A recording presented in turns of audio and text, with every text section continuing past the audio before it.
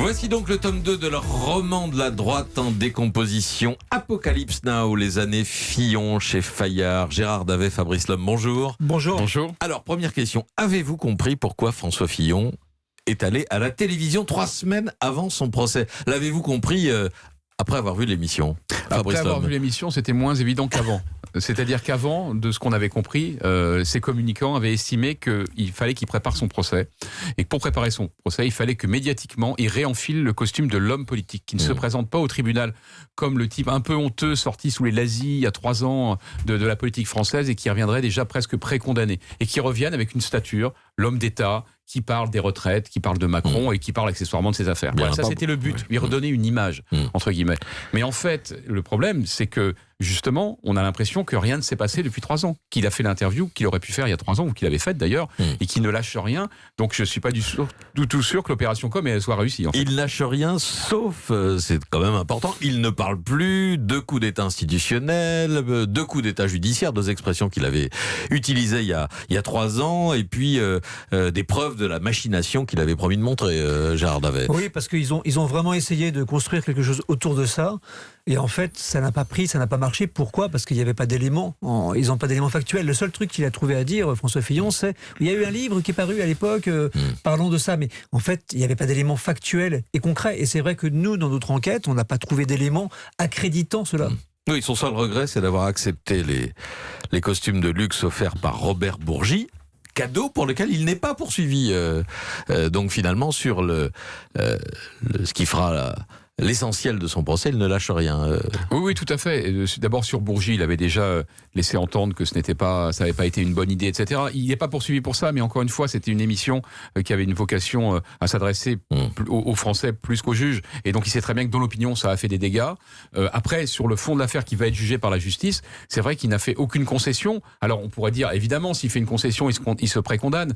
Mais je pense que justement, par rapport à l'opinion publique, il aurait au moins, à mon sens, pu prendre mieux en compte, je veux dire, le choc que ça a provoqué dans l'opinion et son début d'interview lorsqu'il dit, d'abord je rappelle, est-ce qu'on s'est intéressé à tous les autres députés, etc. C'était extrêmement maladroit parce que ça justifiait en fait le fait que tout le monde a peut-être commis des délits, donc moi aussi. Je dis pas qu'il a commis un délit, le tribunal le dira, mais cette défense m'a semblé un peu maladroite en tous les cas. Alors en tout cas, pour revenir à votre livre, Gérard Davet, Fabrice Lhomme, François Fillon a raison, en tout cas c'est un argument qu'il a utilisé à la télévision et qu'on trouve évidemment détaillé, développé dans votre livre, raison de dénoncer un traitement judiciaire d'exception à cause de l'incroyable rapidité avec laquelle il a été mis en examen. Vous avez essayé de tirer les fils de la façon dont ça s'est déroulé en quelques jours. Vous avez même pu rencontrer le président du tribunal de Paris, Jean-Michel Ayat, Gérard Davet. Oui, en fait l'histoire est assez simple quand on la reconstitue.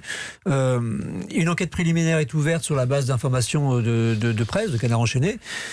Ça, déjà, c'est surprenant parce que ça a été très très vite. Ensuite, derrière, il y a une enquête préliminaire qui va très très vite. Ensuite, derrière, qu'est-ce qui se passe ? Il y avait un juge qui était de permanence, qui s'appelle la juge Patricia Simon, qui aurait dû être désigné normalement. Tout le monde attendait qu'il y ait une information judiciaire confiée à ce juge. Même si Jean-Michel Ayat vous dit, bah non, c'est pas le juge de permanence qu'on désigne, c'est on peut écouter cet argument, mais il n'empêche, ils ont quand même attendu la fin de la permanence pour ouvrir l'information judiciaire, la confier à un juge qui est le juge le plus redoutable qui soit, qui est le juge Serge Tournaire, qui est ce qu'on appelle un chasseur. Bernard Tapie en parle très bien.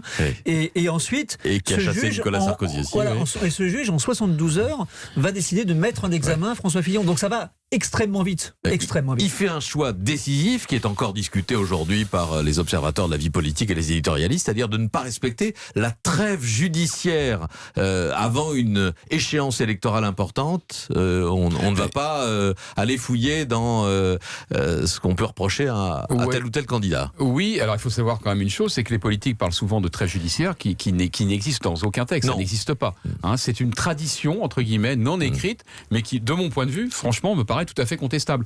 Pour une raison simple, à mon avis, la plus importante, une raison objective, c'est qu'on est un pays qui vote souvent, régulièrement, c'est plutôt tant mieux pour le processus démocratique. Donc si on se dit, pendant les 6 mois ou 1 an qui précèdent une élection, on va rien faire concernant les hommes politiques, on ne fait jamais rien, parce qu'on est toujours entre 2 élections. Donc de toute façon, c'est absurde. Et d'autre part, on peut se demander s'il n'était pas nécessaire justement d'aller vite.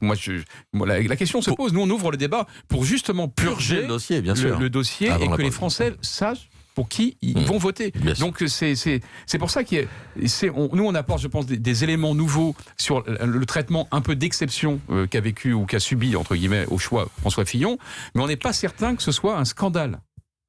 Non, et puis on peut faire remarquer aussi que François Fillon commence à dégringoler dans les sondages et à être lâché par certains de ses amis. Thierry Solaire, vous le racontez dans le livre, dès la parution de l'article du Canard enchaîné en janvier, avant même sa mise en examen. Oui, et d'ailleurs, les politologues et les sondeurs le disent très, très clairement, tous, c'est une certaine unanimité.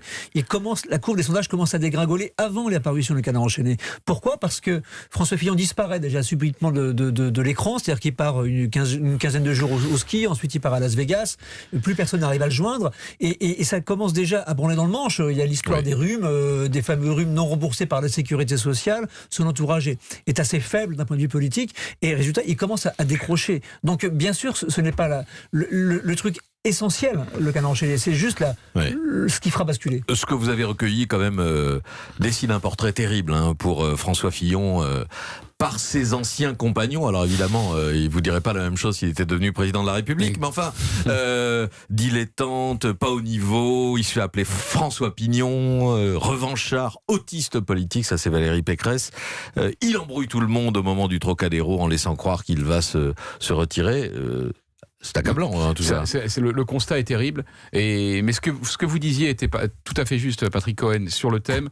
S'il avait été élu, ces gens-là ne parleraient pas comme ça. Et comparé avec Nicolas Sarkozy, c'est différent. Nicolas Sarkozy, même quand il est j'allais dans le fossé, ou qu'il est battu, ou qu'il est à la peine, ses soutiens sont toujours là. Il a toujours son équipe. Ils sont toujours derrière lui. Fillon, on a vu que les soutiens qui se sont portés sur lui, ils sont portés, j'allais dire, de manière artificielle, moutonnier. Il a gagné la primaire brillamment. Ils sont tous ralliés à lui, mais ils n'en pensaient pas moins. Ils ont toujours, à droite, ce type n'est pas aimé. Et alors, évidemment, quand ce type commet le faux pas, ils lui sont tous tombés dessus. Et nous-mêmes, on a été surpris, j'allais dire, par la violence des termes qui sont employés par ses anciens collègues, camarades de gouvernement notamment, et qui sont d'une violence inouïe, je trouve. Épisode décisif dans l'histoire de la droite et dans la façon dont s'est déroulée ensuite la présidentielle.